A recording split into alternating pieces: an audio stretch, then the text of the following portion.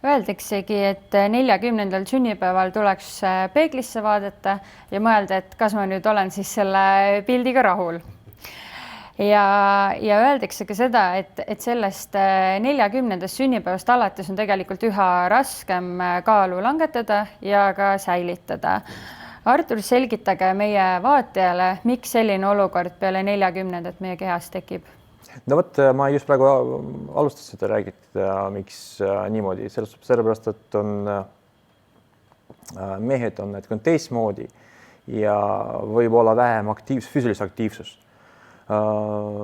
Minu teine töö on, olen treener jõusaalis, ma näen, kuidas on, kui palju inimesed on jõusaalis, palju mehed, palju naised ja kuidas nad teevad.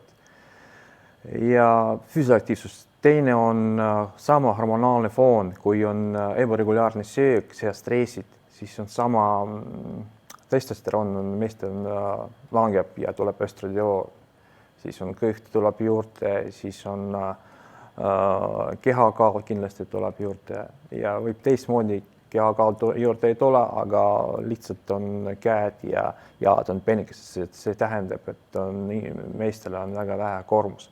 Naistel on ja naiste rahvast on sama, nagu ma räägin, et lihtsalt hormonaalne foon muutub. Aga kindlasti vaja hoida oma tervislikku dieeti ja toidurežiim ja lihtsalt puhkama ka. Aga täname teid, Artur, nende kasulike nõuannete ja huvitavate mõtete eest. Aitäh! Aitäh teile ka, väga tore!